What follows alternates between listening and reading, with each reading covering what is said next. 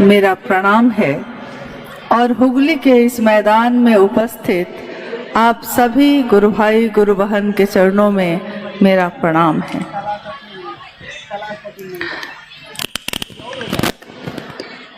महागुरु महादेव की दया से हम सब इस जीवन में शिव के शिष्य बन पाए।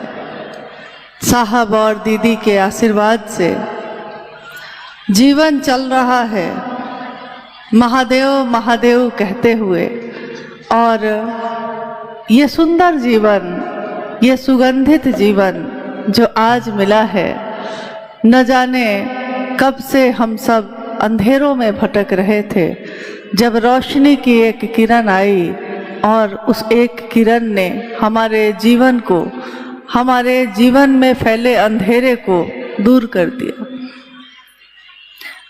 महागुरु महादेव महेश्वर शिव, शास्त्रों ने महेश्वर शिव के अनेक स्वरूप के बारे में लिखा है, और शास्त्र तभी लिखे जाते हैं जब शिव का ज्ञान किसी में उतरता है, शिव ज्ञान देते हैं, तब शास्त्र आरेखित होते हैं, तब किताबें लिखी जाती हैं, तब साहित्य का सृजन होता है।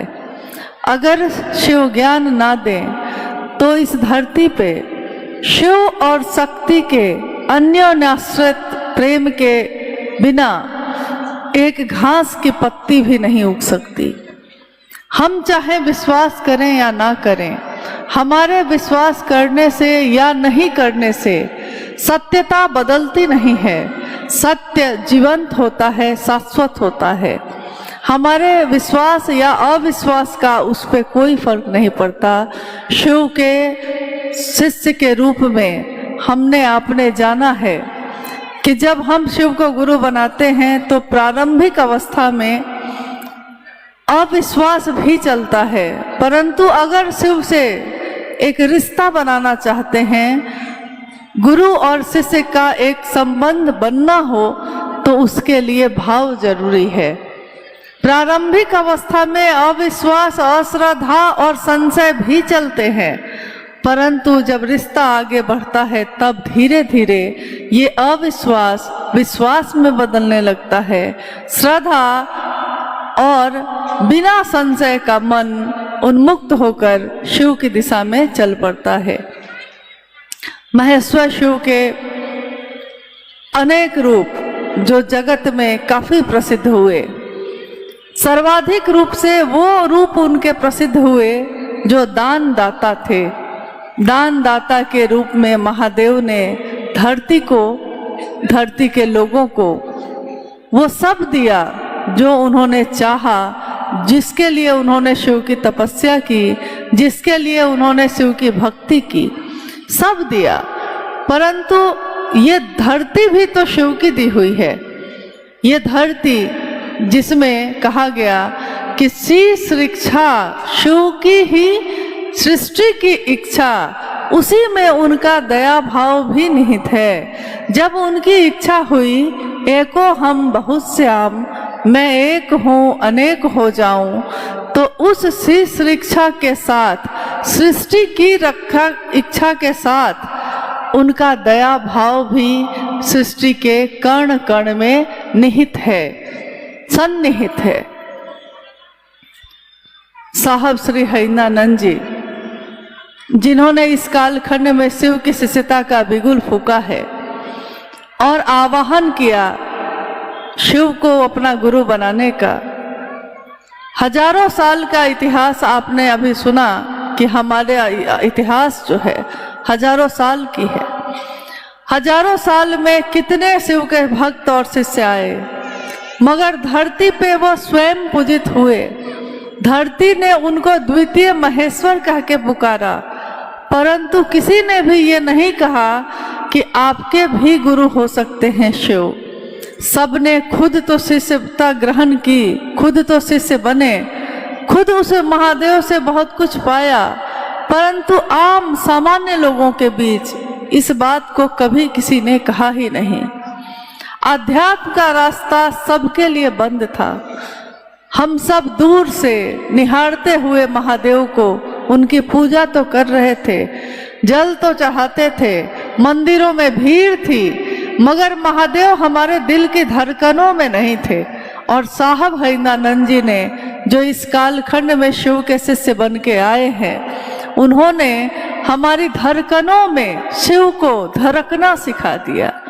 उन्होंने सिखाया कि शिव के साथ ये दुनिया कैसी होती है। उन्होंने कहा कि मैं नहीं जानता कि शिव के बिना दुनिया कैसी होगी, परंतु यह मैं जानता हूं कि शिव के साथ मानवता सबल होगी, सुवासित होगी, सुगंधित होगी।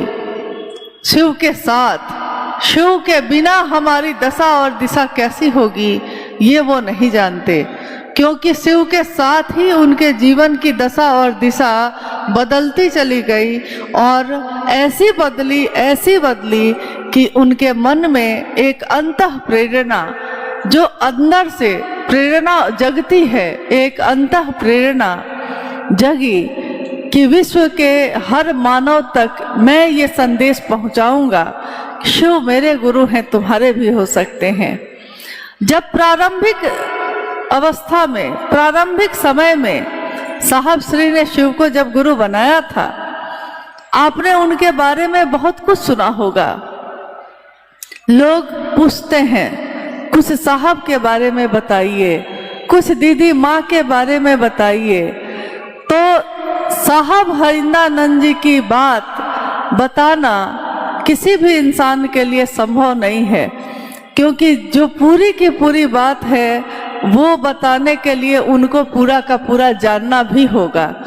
साहब ने, जिनका जन्म 31 अक्टूबर सन 1948 को सिवान जिले में अमलोरी नामक ग्राम में हुआ, और उस दिन, जिस दिन उनका जन्म हुआ, दीपावली भी बनी।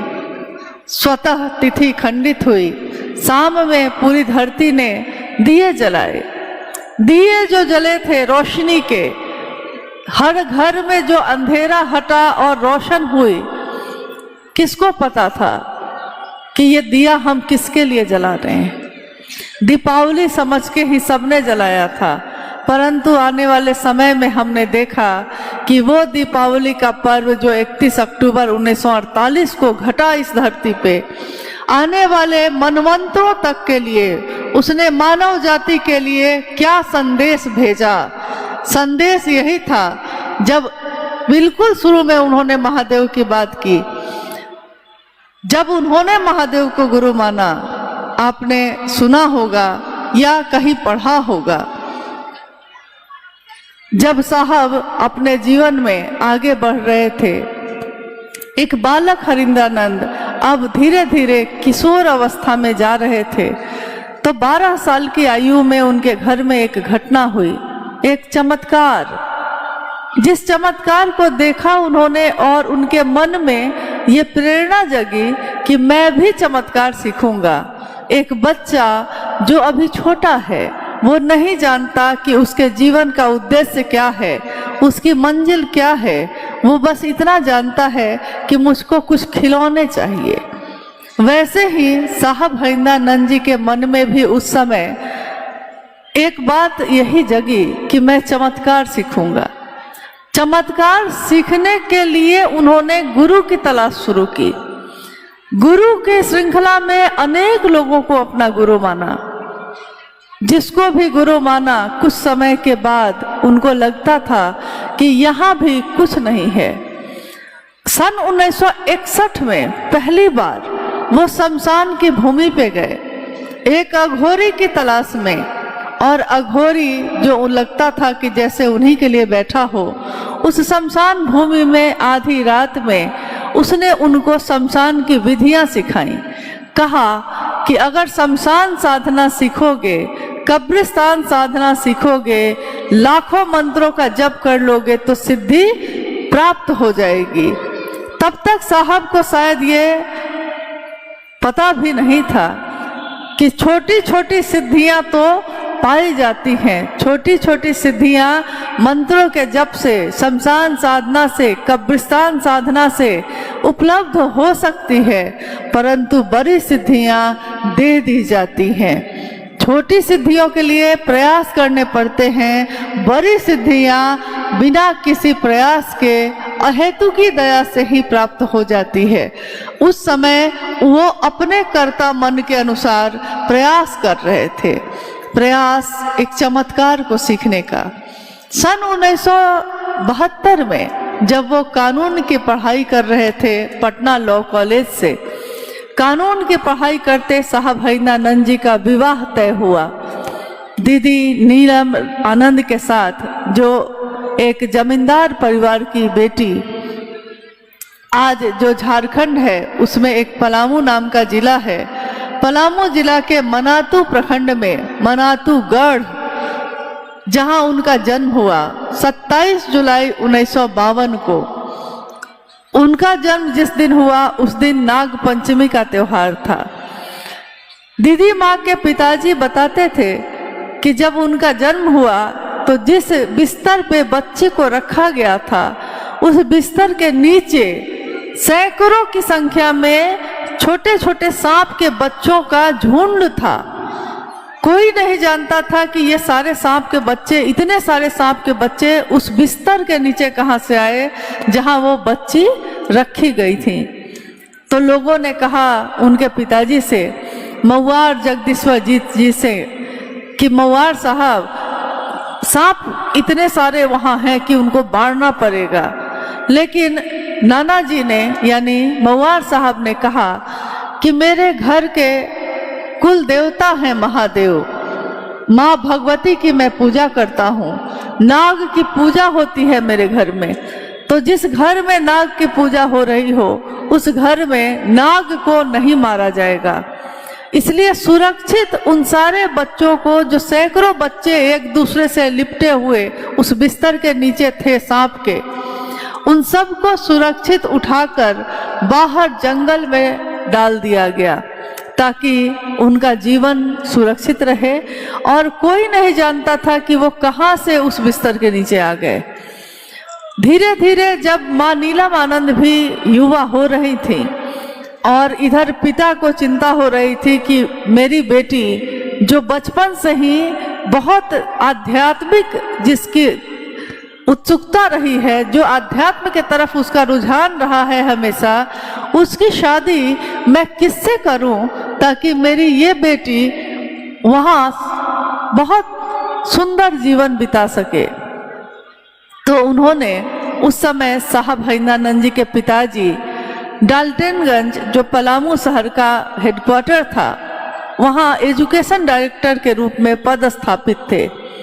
वहीं दीदी माँ के पिताजी की मुलाकात हुई, साहब के पिताजी से दीदी माँ के पिताजी की मुलाकात होती है और वो अपने पुत्री के लिए डॉक्टर विश्वनाथ प्रसाद सिंह, जो साहब के पिताजी का नाम है, उनके बड़े पुत्र यानी साहब हरिंद्रानंद जी को चुनते हैं मन ही मन।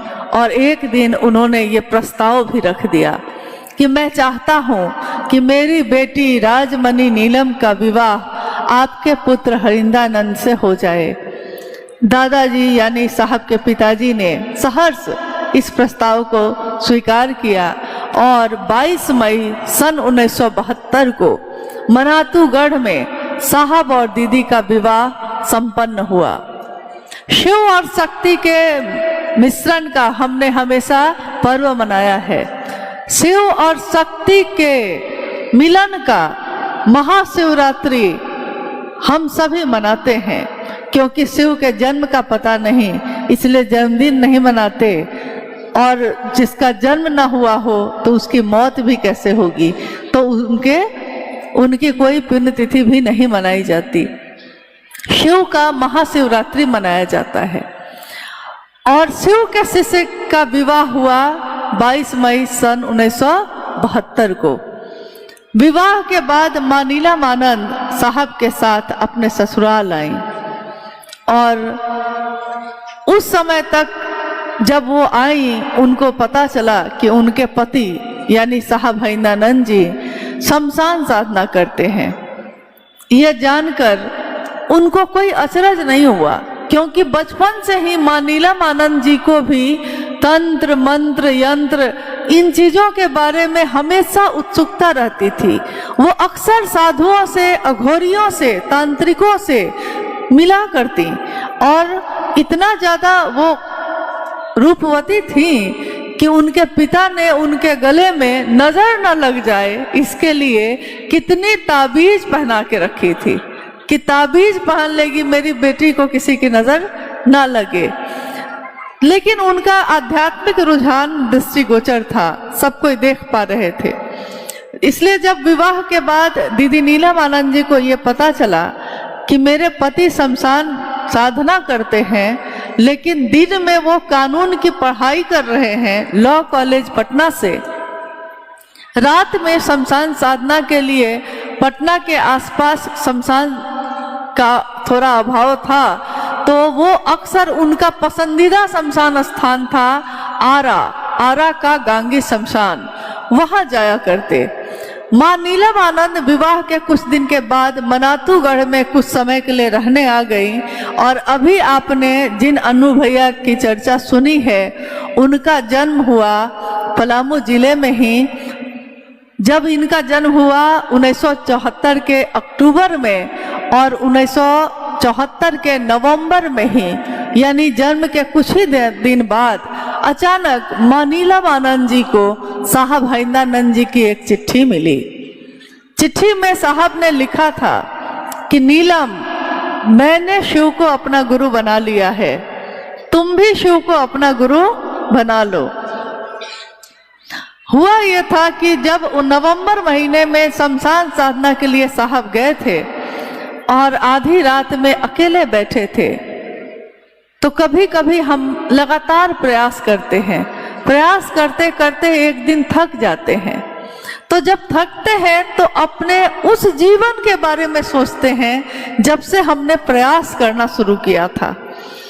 इतना लंबा समय मैंने एक काम को करने में बिता दिया और हाथ खाली के खाली है, कुछ भी हासिल न हुआ।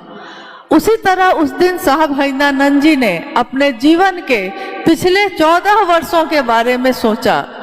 12 साल की आयु से उन्होंने शमशान साधना शुरू कर दी थी, 13वां साल शुरू ही हुआ था, और 1974 के उस आधी रात में उन्होंने सोचा कि पिछले 14 वर्षों से मैं शमशान साधना कर रहा हूँ, कब्रिस्तान साधना कर रहा हूँ, न जाने मैंने कितने गुरु बदले। लोग दूसरी चीजों को बदलते हैं, साहब ने गुरु ही बदले, क्योंकि कहीं भी गुरु के रूप में जिसको भी उन्होंने गुरु माना, कुछ दिन के बाद उनको लगता था कि यहाँ भी कुछ नहीं है, मन की प्यास नहीं बुझी, जो चाहता हूँ वो नहीं मिल रहा, परंतु चाहता क्या हूँ ये उनको समझ में ही नहीं आ रहा था कि आखिर मैं ऐसा क्या ढूंढता हूँ जो मुझको मिल नहीं रही है और मेरे मन की प्यास नहीं बुझ रही। उन्होंने कहा कि मैं आज तक जितने भी गुरुओं के संपर्क में आया उन सब की स्थिति ऐसी ही थी जैसे पहाड़ी नाले की होती है, जैसे पहाड़ी नदी की होती है। दूर से पहाड़ी नदी को देखिए तो पानी ही पानी दिखाई देता है, परंतु जब नजदीक जाकर बैठिए तो लगता है कि पानी तो घुटने से भी कम है। जो पानी का प्रवाह इतना उछलता है कि लगता है कि गहरी नदी है, नजदीक जाकर बैठिए तो लगता है कि पानी तो इसमें बहुत ही कम है, और अगर बारिश का समय बीत जाए तो पानी तो सूख ही जाता है।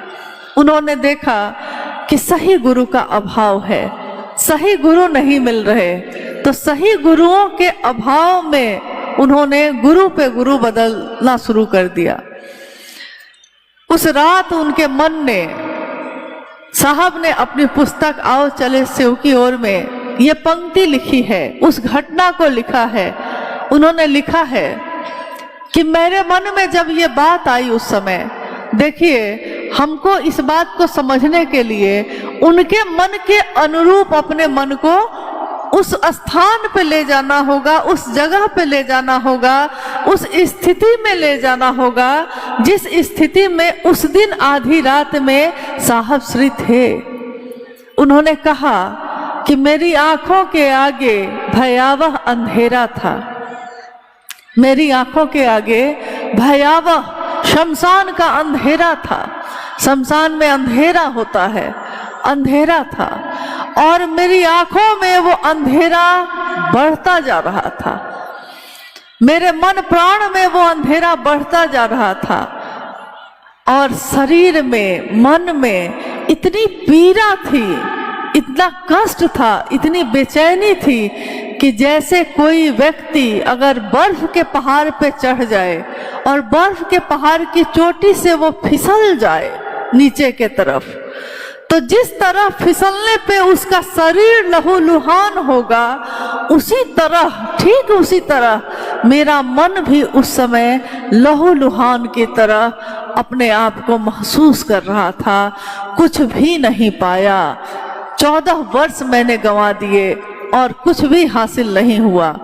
तो मेरे मन ने समझ लिया था उस समय कि अब शरीरधारी गुरुओं की तलाश बेकार है, शरीरधारी सही गुरुओं का बहुत अभाव है। उसी समय उनके मन में एक पंक्ति गूंजी, एक श्लोक जो हमारे घर में या हमारे पूजा पद्धति में बार बार दोहराए जाते हैं। गुरु का वंदन किया जाता है, गुरुर ब्रह्मा गुरुर विष्णु गुरुर देवो महेश्वर, गुरु साक्षात पर ब्रह्म तस्मै श्री गुरुवे नमः। गुरु में ब्रह्मानी शक्ति होती है, गुरु में वैष्णवी शक्ति होती है, गुरु में रुद्रानी शक्ति होती है, यानी उत्पत्ति करने की, चलने की, जीवन की और लय हो जाने की। तीनों तरह की शक्तियां गुरु में होती हैं। यहाँ तक कि गुरु परम ब्रह्म होते हैं, यानी परम सत्ता होते हैं। वही आत्मा का अंश जब किसी मनुष्य में आता है तो हम उसको मनुष्यात्मा कहते हैं, और वही परम सत्ता में जब होता है तो हम कहते हैं परमात्मा। पर ब्रह्म उसी को कहा जाता है, परमात्मा को। उन्होंने कहा, मैंने हमेशा अपने जीवन में शिव को भगवान समझा, जाना, तो मैंने गुरु भगवान होते हैं तो भगवान गुरु क्यों नहीं है, ये सोचकर उस दिन शिव को अपना गुरु बनाया था। जब मैंने शिव को अपना गुरु बनाया तो मेरे मन में उस समय बस इसी बात को स्वीकार कर लिया कि अब आप जो तस्वीरों में दिखते हैं वैसे उतर के आइएगा तो मैं आपसे कुछ नहीं सीखूंगा महादेव। आप जो दिखते हैं, जैसे आपकी वेशभूषा है, वैसे कुछ नहीं सीखूंगा। अब इससे पहले जब अब आप कुछ बताएंगे, जब आप बताएंगे, साविधि बताएंगे, जो बताएंगे वही करूंगा।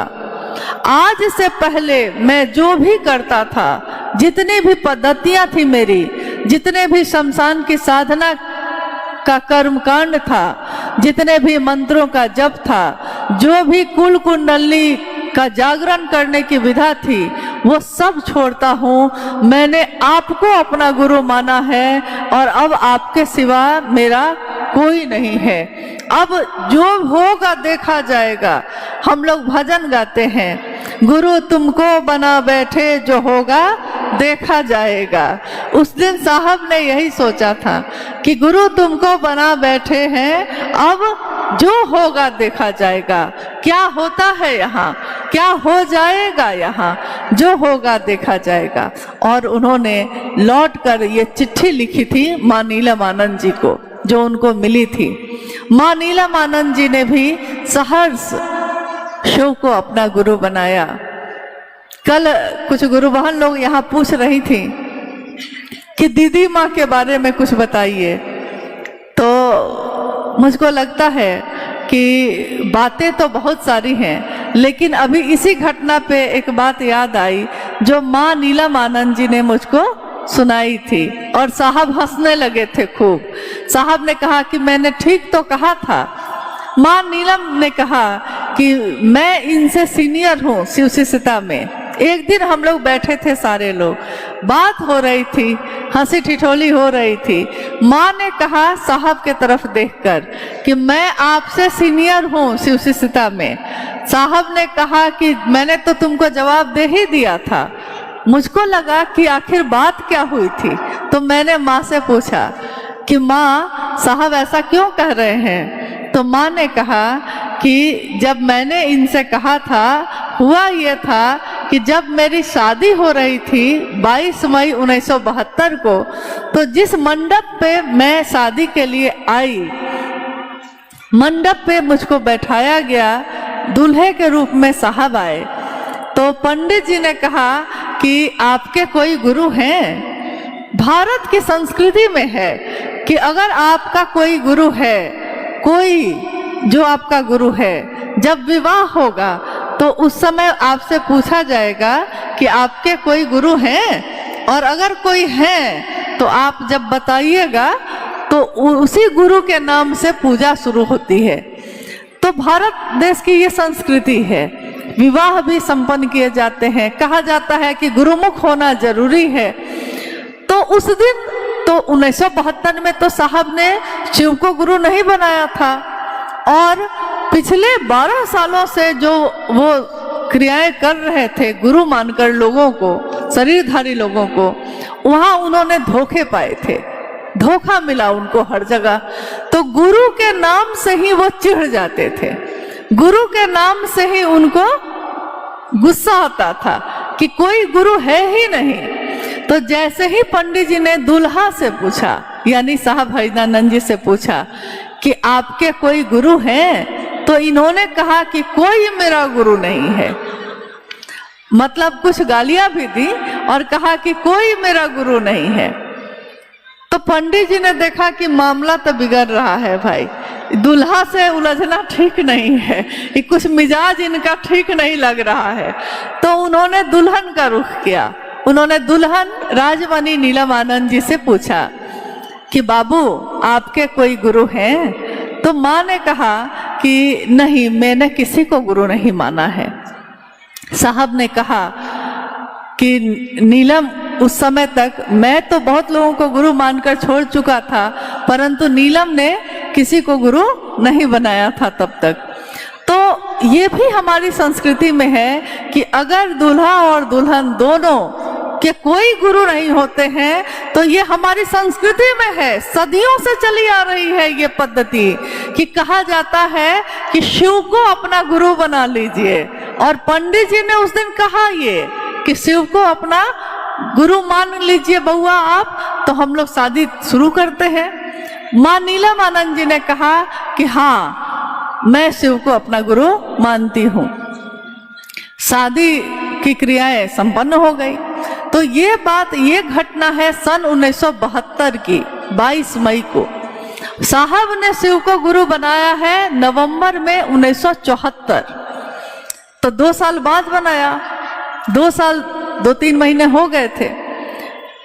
तो माँ अक्सर हंसी में कहती थी बाद में कि आपने तो उस दिन नहीं बनाया था, उस दिन तो मैंने बनाया था। तब साहब ने कहा कि छोड़ो, मैंने किसी लालच में नहीं बनाया शिव को गुरु, मैंने शिव के लिए शिव को गुरु बनाया, और तुमने तो शादी करने के लालच में बनाया था। देखिए, ये साहब और दीदी के गृहस्थ कुल की ऐसी कितनी बातें, मीठी मीठी बातें हैं, कितनी ऐसी बातें हैं जिसको सुनकर हम लोग का हृदय आह्लादित हो जाता था। कितनी बातें, कितनी स्मृतियां हैं। साहब को पान खाने की आदत हो गई क्योंकि उनके ससुराल जमींदार परिवार था। तो शुरू से जो ज्यादातर जमींदार परिवारों में लोग पान खाने के बड़े शौकीन होते हैं। साहब के घर में, यहाँ जो उनका घर था, उसमें तो प्याज लहसुन भी नहीं बनता था, पान खाना तो बहुत दूर की बात, कोई नहीं खाता था। लेकिन जब वो ससुराल गए तो उन्होंने कहा कि लोग, मेरे जो यानी दीदी के भाई जो हुए, साहब के साले साहब, तो उन्होंने कहा कि मेहमान बाबू एक पान खा लीजिए ना। तो इन्होंने बड़े उनके बहुत अनुरोध पे एक पान खा लिया। उन्होंने कहा कि फिर उन्होंने थोड़ी देर बाद कहा अब एक खा लिए हैं तो एक और खा लीजिए। फिर दूसरा भी खा लिया, तीसरा भी खा लिया। 5 दिन 10 दिन अगर रह गए तो आदत हो गई। साहब ने कहा कि मैंने देखा कि अब पान ही मुझको पकड़ लिया है, मैं पान को नहीं पकड़ा था। यही बात उन्होंने महादेव के लिए कही। उन्होंने कहा कि महादेव, आप कहते हैं कि हम शिव के शिष्य कैसे बनेंगे, आप कहते हैं कि शिव मेरे गुरु कैसे होंगे।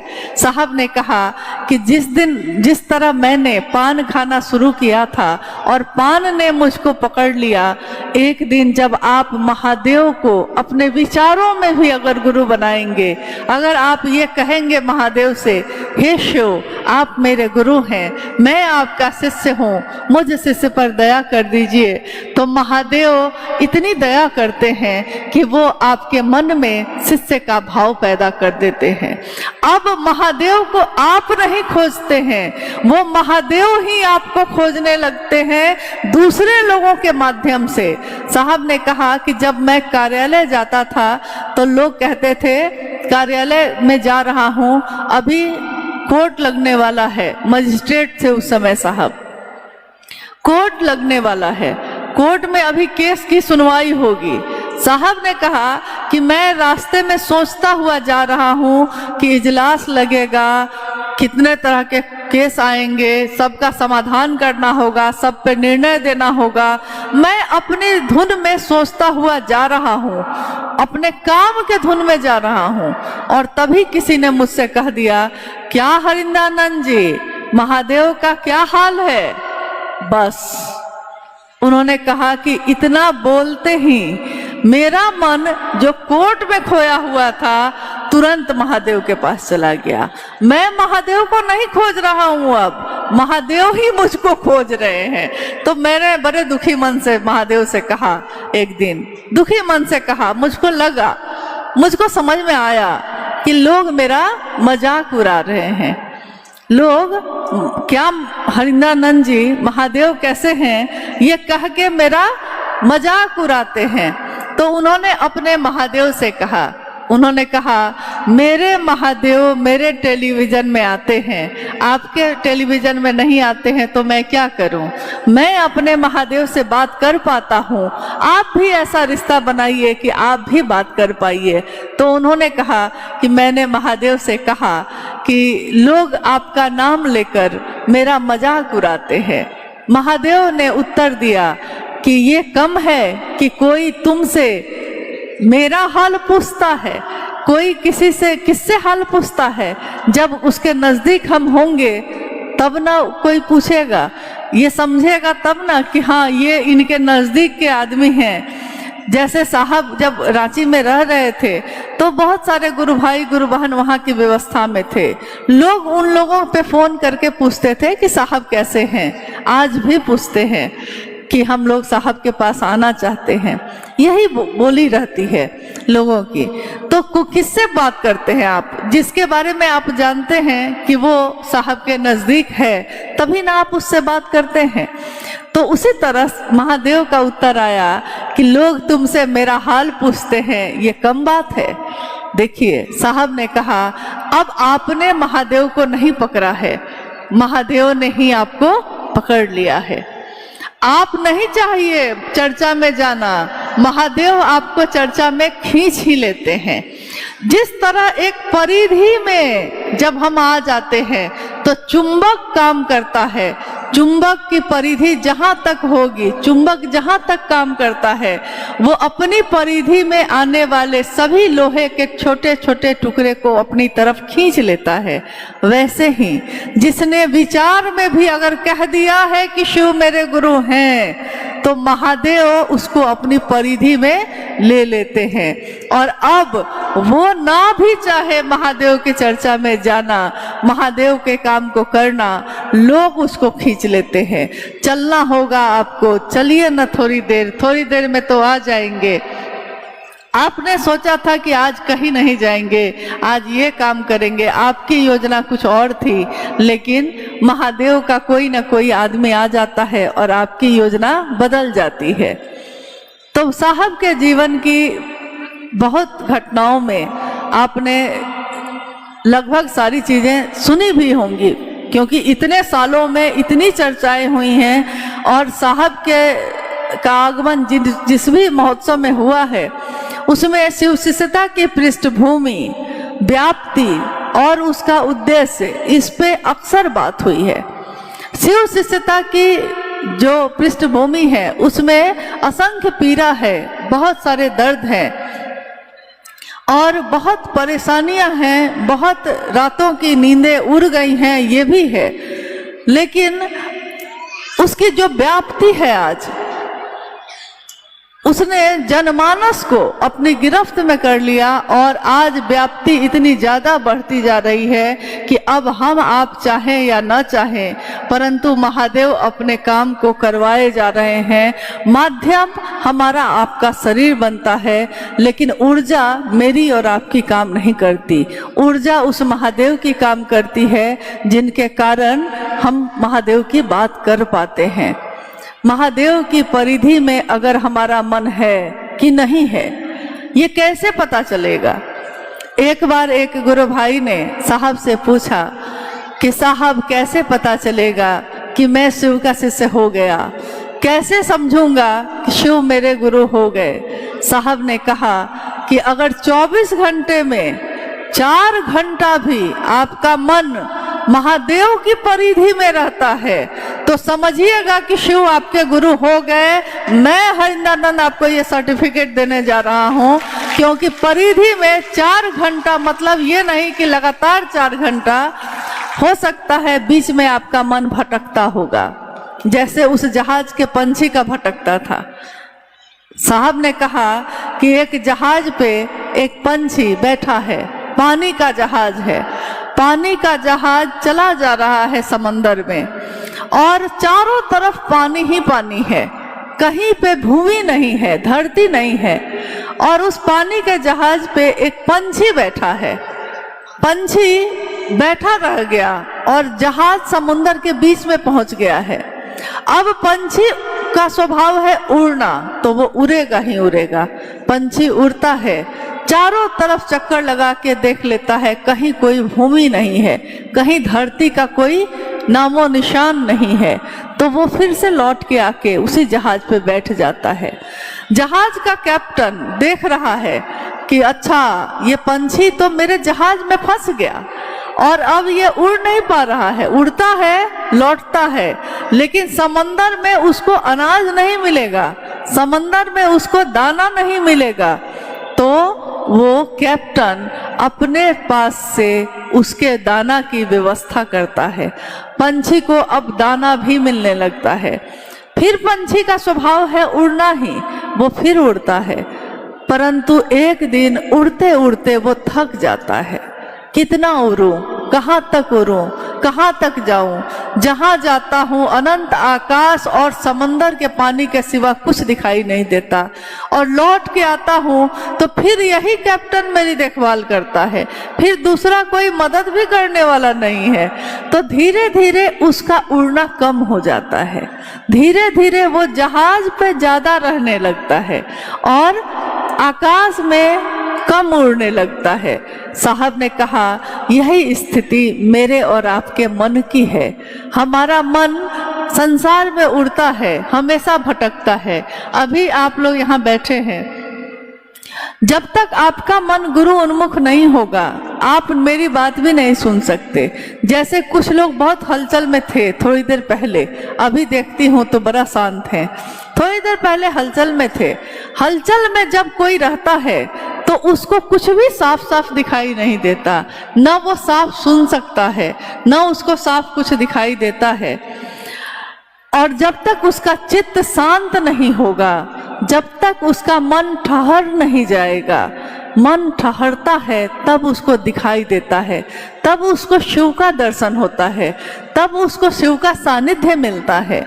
और अगर मन को शिव का सानिध्य मिलने लगे तो मन सच्चे गुरु की तलाश करता है और जब महादेव के सानिध्य में मन रहने लगता है तो उसका मन भी अब धीरे धीरे संसार में उड़ना छोड़ देता है और महादेव के सानिध्य में रहने लगता है।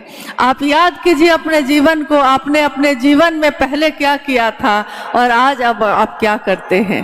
पहले आपने अपने जीवन में हर दिन आपने कुछ न कुछ ऐसा किया होगा जो आपके मन को और ज़्यादा अशांत कर रहा होगा। यानी आपने किसी की बात सुन ली, किसी के बारे में बात कर ली, किसी की शिकायत है, कोई इसका है कोई उसका है। यानी जीवन के यात्रा में तमाम तरह की बातें हम लोग करते रहे, जिसमें पीड़ा है, जिसमें परेशानी है, वो सारी बात करते रहे। और जब करते हैं तो स्वाभाविक है कि जब हम किसी और के लिए अशुभ सोचते हैं, जब हम किसी का अहित सोचते हैं, जब हम किसी के लिए बुरा बात करते हैं, तो कोई दूसरा उससे प्रभावित हो या ना हो, लेकिन हम खुद तो हो ही जाते हैं। हम अगर किसी के बारे में बार बार कुछ बात करेंगे, उसने सुना हो या ना सुना हो, मेरा मन तो सुनता ही है। तो आप याद कीजिए तो कि आपके मन में अगर किसी के लिए नफरत जगी है तो नफरत पहले कहाँ जगी? आपके मन में जगी ना। जिसके लिए जगी उस तक पहुंची कि नहीं पहुंची, लेकिन पहले तो उसका जन्म स्थान आपका मन हो गया। जिस मन में शिव रहते हो, जिस मन को शिव का सानिध्य मिला हो, उस मन को धीरे धीरे उसी जहाज के पंछी की तरह ठहरने की आदत हो जाती है। फिर वो उड़ता नहीं, फिर उसको किसी की बात अच्छी नहीं लगती, फिर उसको किसी के बारे में शिकायत नहीं करनी, किसी की शिकायत सुननी भी नहीं है। बस उसको महादेव की बात अच्छी लगती है, चाहे वो कोई बोलता हो। उसको सुनना अच्छा लगता है, चाहे वो कोई सुनाता हो। नहीं तो पहले भी हमारा जीवन था, आज भी हमारा जीवन है। हमारा पहले का जीवन और आज का जीवन जमीन आसमान का अंतर है। साहब और दीदी के जीवन की बहुत सारी बातें, बहुत सारी घटनाएं जो ये इशारा करती है कि महादेव के सानिध्य में जाकर आदमी किस तरह बदलता चला जाता है। उसके आचरण में, उसकी बोली में महादेव महादेव ही दिखाई देते हैं। लोग उस व्यक्ति से मिलना चाहते हैं, उससे बात करना चाहते हैं, उसके नज़दीक होना चाहते हैं। कारण ये नहीं है कि वो व्यक्ति बहुत महत्वपूर्ण हो गया है या वो व्यक्ति इतना अच्छा है कि उसके साथ रहा जाए। बात ये है कि जिसने जितना महादेव का साथ ले लिया है, लोग जिस तरह शहद पे मक्खी खुद ही आ जाती है, लोग खुद ही वैसे लोगों को ढूंढने लगते हैं जो शिव की बात करते हों, जो चलते फिरते मंदिर हों, जो शिव की सेवा में लगे हों।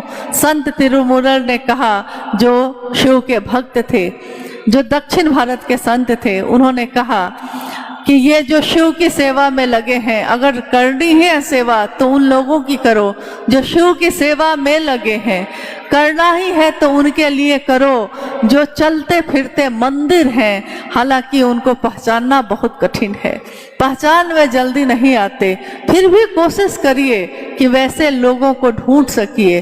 कोई ना मिले तो कोई बात नहीं है, यहाँ आदमी को ढूंढना नहीं है, यहाँ तो स्वयं आप खुद सीधे शिव से अपना संपर्क कर सकते हैं। शिव से मिलने में कोई बाधा नहीं है, कोई बीच में रुकावट नहीं है। जिस दिन हम सोच लेते हैं हमारी सोच में बल है, इंसान की सोच में बल है, इंसान की सोच में इतना बल है कि वो सोचता है तो वो धरती के पाताल तक में पहुंच जाता है। इंसान की सोच में इतना बल है कि जब वो सोच लेता है तो पहाड़ में सुरंग बना देता है। इंसान की सोच में इतना बल है कि वो सोच ले तो समंदर के अंदर में सुरंग बना चुका है और चंद्रमा और मंगल ग्रह तक पहुंच गया है। इंसान की सोच में बल है, लेकिन अगर इंसान की सोच का बल जो है वो एक सीमा तक काम करता है, उसके बाद नहीं करता। अगर उस इंसान का मन, उसकी सोच आध्यात्म से जुड़ जाए, शिव से जुड़ जाए, तो शिव जैसी होगी। जैसे एक पानी की बूंद की कोई बिसात नहीं, एक पानी की बूंद से आपका कुछ नहीं बनेगा, बिगड़ेगा। उस पानी के बूंद को, एक बूंद पानी को, संगत का क्या असर होता है देखिए। एक बूंद पानी को कमल के पत्ते पे आपने देखा होगा, ओस की बूंद गिर जाती है, कमल के पत्ते पे वो चमकती रहती है, ठहरती रहती है, इधर से उधर होती रहती है, परंतु पानी की बूंद ही होती है। अनायास जब वो पानी के अंदर गिर जाती है और अगर सीप में चली जाए, सीप के अंदर चली जाए, वो पानी की बूंद, एक बूंद पानी की मोती बन के निकलती है। तो मन, जो इंसान का मन है, वो भी जब शिव का सानिध्य लेता है तो शिव जैसा ही हो जाता है। हमारा मन ऐसा बन सके, इसकी कोशिश करनी है हम लोगों को। आइए हम लोग कुछ जिज्ञासाओं पे बात करते हैं। और आप इतने देर से धैर्य से बैठे हैं तो मुझको लगता है कि हाँ, अभी थोड़ा आप लोग शांत से बैठे रहिए, क्योंकि जिज्ञासा शुरू होने का अर्थ ये नहीं होता कि कार्यक्रम खत्म हो गया। जिज्ञासा शुरू होने का अर्थ होता है कि हम लोग अब महादेव की बात पे और वैसी बात कर सकें जो लोगों के मन में भी आती है। उनके मन में क्या क्या बात आ सकती है। हो सकता है उनके मन में आता हो कि महादेव मेरे गुरु कैसे होंगे। हो सकता है उनके मन में आता हो कि और देवी देवता को हम गुरु क्यों नहीं बना सकते हैं। भगवान शिव की पूजा करते हैं तो शिव को गुरु क्यों बनाएं। इस तरह की अनंत जिज्ञासाएं आती रहती हैं। आइए हम लोग कुछ जिज्ञासाओं पे बात करते हैं।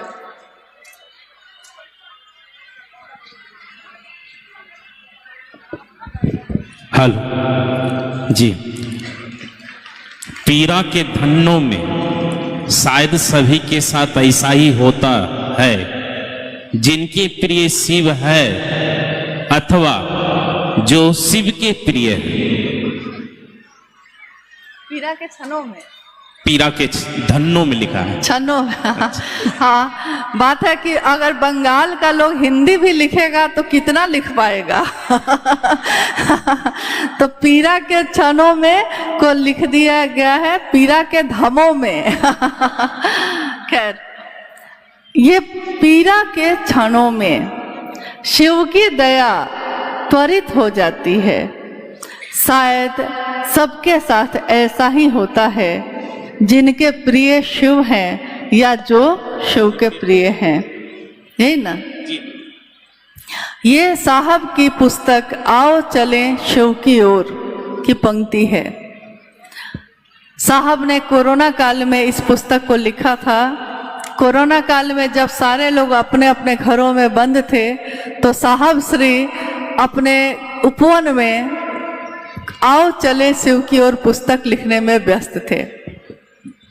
आपने उस पुस्तक को देखा होगा। उस पुस्तक पे लिखा तो है, शीर्षक है आओ चले शिव की ओर। तो हमारी आंख ढूंढती है महादेव की तस्वीर को, कि महादेव की तस्वीर क्यों नहीं है उस पे तस्वीर है, लेकिन किस चीज की? उस पे तस्वीर क्या बनी है? सांप की और मेढक की और फतिंगा की। उसके पीछे भी कुछ दिख रहा है। देखिए, बेचारा हिरन को कोई नहीं देख रहा। पूरी जो तस्वीर है आओ चलें शिव की ओर पे, उस पे पलामू में बेतला नेशनल पार्क है, जहां साहब के साथ हम लोग गए थे। साहब ने अपने मोबाइल फोन से वो तस्वीर ली थी जिसमें जंगल दिख रहा है और पीछे हिरन दिख रहा है, बहुत हल्का। वो सचमुच की तस्वीर है जो आओ चले शिव की ओर पे लगी हुई है। उसके ऊपर साहब ने तस्वीर बनवाई। लोगों ने कहा कि महादेव की तस्वीर होनी चाहिए। साहब ने कहा कि दुनिया में लोगों ने इतना मीठा मीठा सुन लिया है, हमेशा महादेव की तस्वीर देखते देखते वो भूल गया कि महादेव की तस्वीर तो हम देखते हैं, तस्वीर का असर भी हम पे होता है, परंतु इंसान को याद नहीं रहता कि वो कब खत्म हो जाएगा, उसका ये शरीर कब खत्म हो जाएगा। तो उन्होंने ही ये बात कही कि उस पे एक ऐसे सांप की आकृति बनाई जाए। तो एक चित्रकार के द्वारा ये आकृति बनाई गई जिसमें सांप है भयानक। सांप प्रतीक माना गया है काल का, काल यानी मौत, मृत्यु, काल का। और सांप जो है अपना मुख खोल कर बैठा है। उस सांप के मुख में, मुख के अंदर मेढक बैठा है। मेढक अपनी भूख मिटाने के लिए फतिंगे को पकड़ रहा है। चारों तरफ फतिंगे उड़ रहे हैं, फतिंगों को पकड़ रहा है।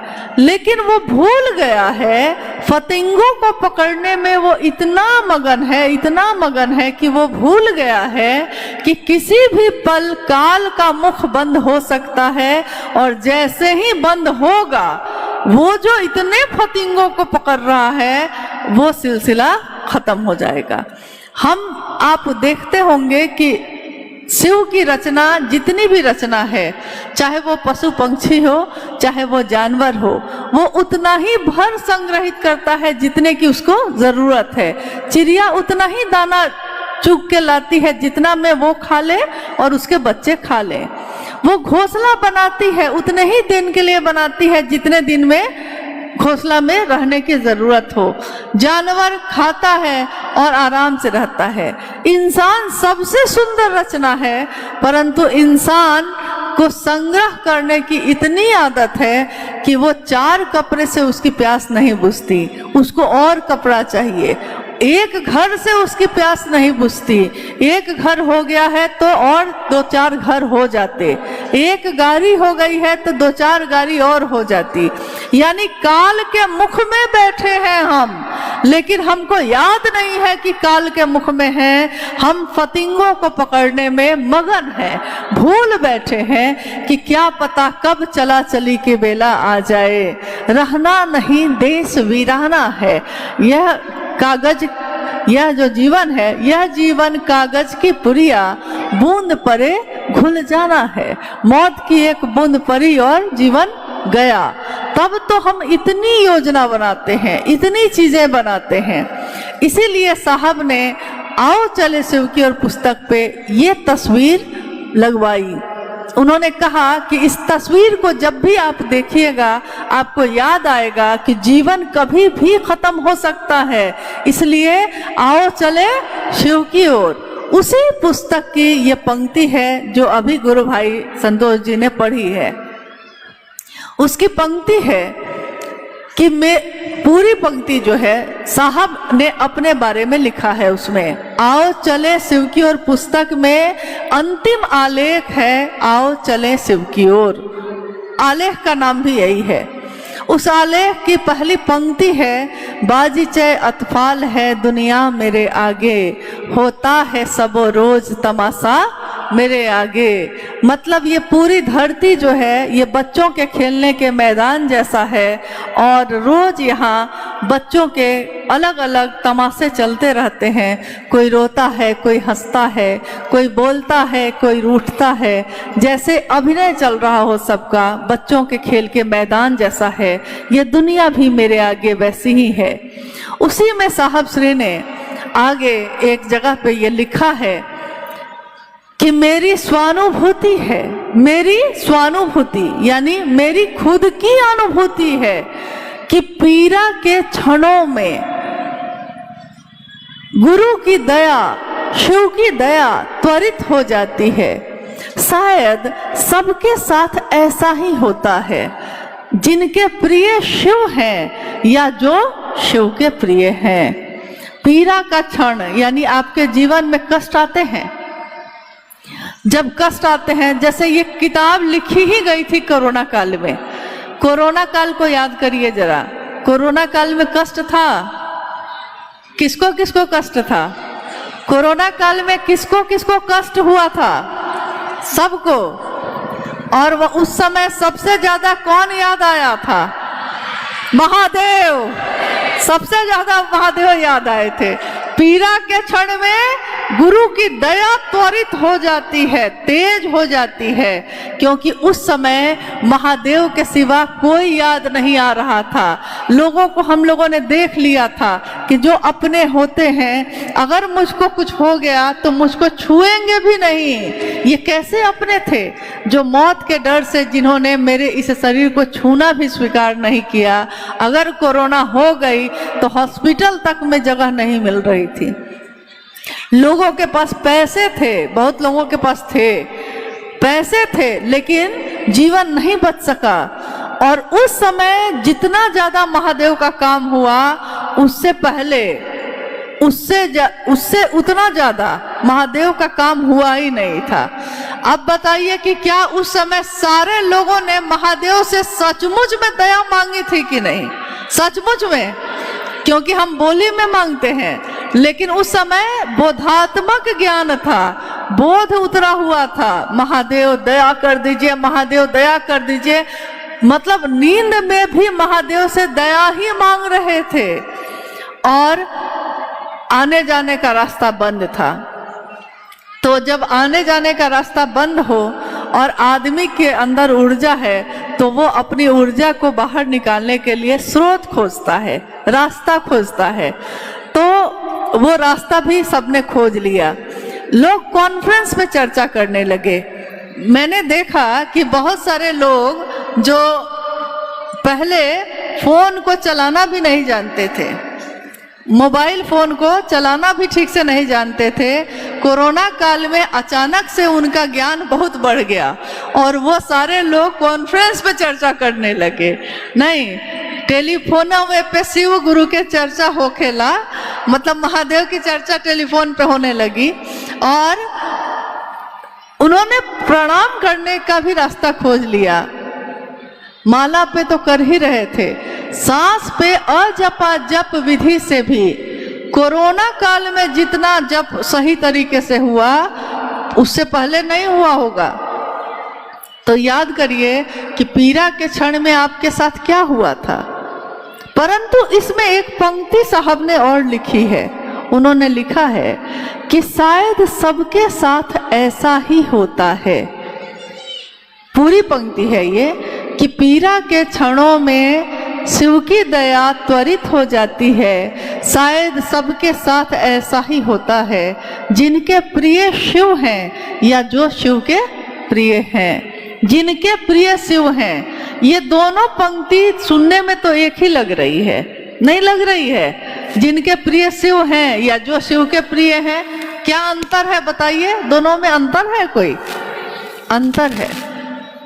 जिनके प्रिय शिव हैं, आज जिनके प्रिय शिव हैं, कल उनकी प्रियता बदल सकती है। आज जिनके प्रिय हम हैं, कल हो सकता है आप मेरा चेहरा भी नहीं देखना चाहिए। आज जो आपके मित्र बन के चल रहे हैं, कल वही सबसे बड़ा, जितना गहरा मित्र उतना बड़ा दुश्मन। नहीं, जितनी मित्रता गहरी, दुश्मनी भी उतनी ही गहरी, क्योंकि गहरा संबंध बनाया था ना हमने, इसलिए। तो आपने देखा होगा कि आपकी प्रियता, जैसे बहुत लोगों ने शिव को गुरु बनाया, ये सोच के बनाया था कि संतान हो जाए, ये सोच के बनाया था कि नौकरी हो जाए, या अपनी मनोकामनाओं की पूर्ति के लिए बनाया होगा। लेकिन अगर वो मनोकामना पूरा नहीं हो, पूर्ति उसकी नहीं हो, तो वो महादेव को ही छोड़ देता है। चला था बहुत अच्छा, आपको लग रहा था कि दिन रात ये महादेव की चर्चा में चल रहे हैं, महादेव का काम कर रहे हैं, ये अचानक बैठ क्यों गए? मनोकामना की पूर्ति नहीं हुई। उन्होंने सबसे पहले किसको छोड़ दिया? शिव को। लेकिन उन्होंने और किसी को नहीं छोड़ा। उन्होंने अपने पति को नहीं छोड़ा, अपनी पत्नी को नहीं छोड़ा, अपने माँ बाप को नहीं छोड़ा। किसी को छोड़ा? किसी को नहीं छोड़ा। किसको छोड़ा? महादेव को। क्योंकि महादेव से रिश्ता इतना कमजोर था, इतना कमजोर था। याद रखिएगा, जो शुरू से यही लक्ष्य बना के चलता है कि मुझको महादेव से ये चाहिए, उसका उद्देश्य, उसकी मंजिल शुरू से वही उद्देश्य ही होता है। उसकी मंजिल शिव नहीं होते, उसकी मंजिल उसकी मनोकामना ही होती है। तो जब मनोकामना पूरी नहीं हुई तो महादेव को छोड़ा। आप उसकी बात नहीं मान रहे हैं तो आपको छोड़ना था, आपको छोड़ देता, लेकिन महादेव को भी छोड़ दिया। मुझको छोड़ना था, छोड़ देता, महादेव को क्यों छोड़ा? एक बार क्या हुआ कि एक बिहार के कुछ गुरु भाई लोग आए थे, साहब और दीदी, दीदी भी शरीर में थी उस समय। साहब के घर आए, एक बैठक का आयोजन था, तो बैठक के आयोजन में आए हैं, घर में बैठे हैं। तो साहब ने कहा, नीलम सबके लिए चाय बनवा दीजिए। चाय बनने चली गई। चाय जब बन के आई तो थोड़ी भीड़ थी, मतलब 70-80 लोग थे कम से कम। तो अब 70-80 लोगों में कोई एक आदमी तो छूट सकता है ना। सबको चाय दी जा रही थी, सारे लोग चाय ले रहे थे, एक आदमी छूट गए, गलती से छूट गए। उसको लगा, चाय जो बांट रहा था उसको लगा कि सबको चाय दे दिए हैं। तो जब हम छूट जाते हैं तो हम मांग लेते हैं। आप मांग सकते थे, आपके साहब का घर था, अपना घर था ना, अपने घर में मांगने में क्या संकोच है, मांग लेते। लेकिन उन्होंने मांगा नहीं, चुपचाप बैठे रहे। मन रिएक्शन में है अब कि साहब के घर आए, सबको चाय मिली है, एक हमको नहीं मिली। उस समय कुछ नहीं बोला वो आदमी, लौटा और घर जाके चिट्ठी लिखा। उस समय मोबाइल फोन नहीं आया था, तो चिट्ठी ही चलता था, चिट्ठी का ही खेल चल रहा था। तो उस व्यक्ति ने घर जाकर चिट्ठी लिखी, साहब को मालूम कि मैं आपके घर आया था, आपने बैठक बुलाई थी उसमें आया था, और आपके घर में मेरी घनघोर बेइज्जती की गई कि आपके घर में आने पे सबको चाय मिली, मुझको चाय नहीं मिली। इसलिए मैं संयोजक का पद भी छोड़ता हूँ और मैं शिव शिष्यता भी छोड़ता हूँ। साहब ने जब ये चिट्ठी पढ़ी तो साहब हंसने लगे। उन्होंने कहा कि अरे यार, एक कप चाय के लिए शिव को छोड़ दिया, अरे मुझको छोड़ देते कोई बात नहीं थी, मुझको तो आदत है, मुझको छोड़ देते कोई बात न थी, परंतु महादेव को क्यों छोड़ दिया? इसी पे उन्होंने कहा था, कितनी बार कहा ये कि अरे आप कैसे लोग हैं।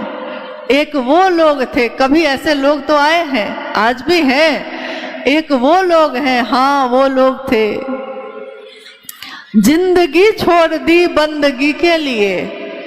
एक वो लोग थे, हाँ वो लोग थे, जिंदगी छोड़ दी बंदगी के लिए। एक तू भी तो है, हाय अफसोस है, बंदगी छोड़ दी जिंदगी के लिए, बंदगी ही छोड़ दी तूने जिंदगी के लिए। तो एक कप का चाय की प्याली पे भी कोई महादेव को छोड़ सकता है। तो जिनके प्रिय शिव हैं उनकी प्रियता बदल सकती है कि नहीं? बदली है कि नहीं? बहुत लोगों की बदली है, परंतु जो शिव के प्रिय हैं, अब मामला कहाँ से है? अभी मामला था हमसे शिव तक, अब मामला है शिव से हम तक। तो जो शिव के प्रिय हैं, यानी अब जब शिव के प्रिय कोई होगा तब क्या होगा? तब वो बदलेगा नहीं, शिव ने ही उसको पकड़ रखा है। अब दुनिया एक तरफ हो जाएगी, लोग उसको छोड़ देंगे, लेकिन वो शिव को नहीं छोड़ेगा, क्योंकि शिव ने ही उसको पकड़ लिया है। साहब और दीदी के जीवन को देखिए, साहब और दीदी के जीवन में क्या हुआ? साहब ने शिव को पकड़ा था कि शिव ने साहब को पकड़ा था? सांस पे हवा के झोंके के साथ नमः आया, शिवाय उतर गया, शिव का प्राण मंत्र ना आया था साहब के पास, साहब की सांसों पे चढ़ा और साहब की सांसों से उतर गया। शिव ने ही पकड़ लिया, शिव ने ही आदेश दे दिया कि तुम जो करते हो दूसरों को करने के लिए कहो, यानी शिव का ही आदेश आ गया। साहब उससे पहले शिव उसका शिष्य तो बना रहे थे। आकाशवाणी तो 1986 में आई थी ना, और साहब शिव की चर्चा तो 1980 के दशक से करना शुरू कर चुके थे। 1982 में उन्होंने पहली बार महादेव की चर्चा मधेपुरा में लोगों से की थी। तो महादेव की चर्चा तो शुरू हो चुकी थी, लेकिन 1986 में जब आवाज ने कहा कि तुम जो करते हो दूसरों को करने के लिए कहो, तब साहब ने दूसरों से भी ये कहना शुरू किया कि आप भी शिव का शिष्य बना सकते हैं किसी को। जैसे मैंने आपको बनाया है, आप किसी और को बना सकते हैं, और उसको भी यही बताना है कि वो भी किसी और को बना सकता है। तो जो शिव का प्रिय होता है वो बदलता नहीं है, प्रेम बदलता नहीं है। प्रेम गली अति सांकरी, जामे दो न समाये। दो आदमी नहीं समा सकता, दोनों को एक होना पड़ता है।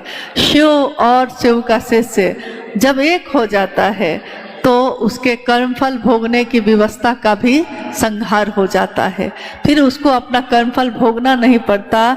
इसीलिए किसके साथ ऐसा होता है?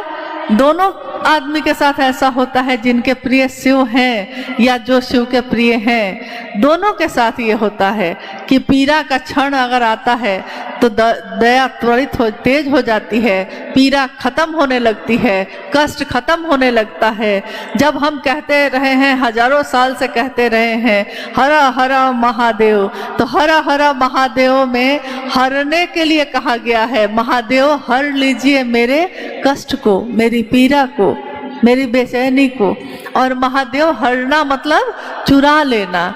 महादेव को जो प्रेम करता है वो महादेव को अपना कष्ट देना नहीं चाहता, परंतु महादेव उसके कष्ट को, उसकी पीड़ा को हर लेते हैं।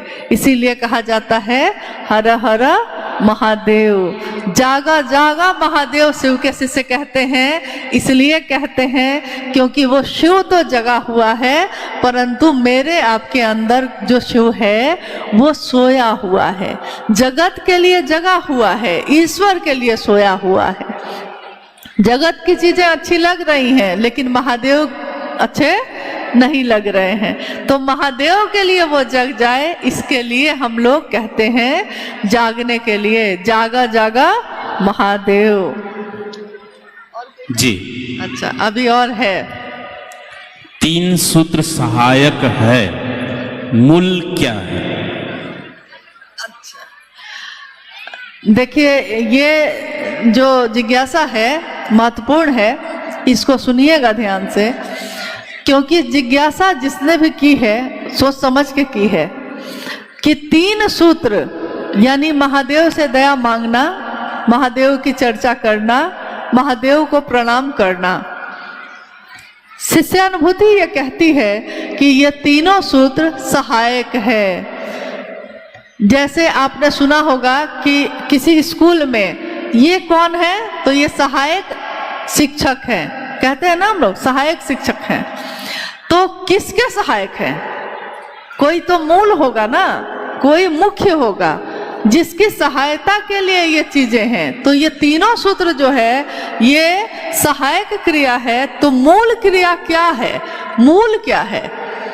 साहब ने एक बार ये जिज्ञासा की थी सबसे, तो जिसको जो समझ में आया बोला। अंत में साहब ने बताया कि मूल है, पूरी शिष्यानुभूति को एक बार पढ़ लीजिए। और पूरी शिष्यानुभूति में मैंने, साहब ने कहा कि मैंने एक ही जगह पे लिखा है कि अनिवार्य है, शिव शिष्यता का अस्थाई भाव अनिवार्य है। शिव शिष्य जो हम हैं अस्थाई भाव हो जाए, ये अनिवार्य है। ये भाव अस्थाई हो जाए, इसके लिए तीनों सूत्रों को दिया गया है। तो जब हम बार बार मन में दोहराते हैं, शिव के लिए महादेव से दया मांगते हैं, तब महादेव की चर्चा करते हैं या सुनते हैं, तब महादेव को प्रणाम करते हैं, तब तीनों कामों में हमारा मन धीरे धीरे अस्थाई होता जा रहा है, रुकता जा रहा है। हमको अनुभव है कि भाव अस्थाई कैसे होते हैं। जब हम माँ के लिए अस्थाई होते हैं, देखिए माँ छोड़ सकता है कोई? माँ अपने पुत्र को छोड़ती है कभी? अस्थाई भाव है। पिता अपने पुत्र को कभी छोड़ता है? अस्थाई भाव है। लेकिन शिव की शिष्यता में अस्थाई होना ही कठिन है। बार बार विचार टूटते हैं, भाव भी टूटते हैं। ये प्रेम में बदल जाए, शिष्य भाव बन जाए, इसके लिए हम तीनों सूत्र करते हैं। और तीनों सूत्रों को करने में मुख्य उद्देश्य हम लोग का यही है कि अस्थाई शिष्य भाव हो जाए, बस। हाँ, चलिए आज का ये शिव गुरु महोत्सव जो अथक परिश्रम गुरु भाई गुरु बहनों का अनवरत प्रयास और महादेव की दया से संपन्न हो रहा है और अपने अंतिम चरण में है। महादेव की दया हम सब पे बरसती रहे, इसी की कामना है। और महादेव साहब दीदी के आशीर्वाद से, शिव की शिष्यता के पराग से मानवता सुगंधित हो, समानता और शांति के सुमन खिला सके, यही कामना करते हुए आप सभी के चरणों में मेरा प्रणाम है। आप सभी को मेरा प्रणाम।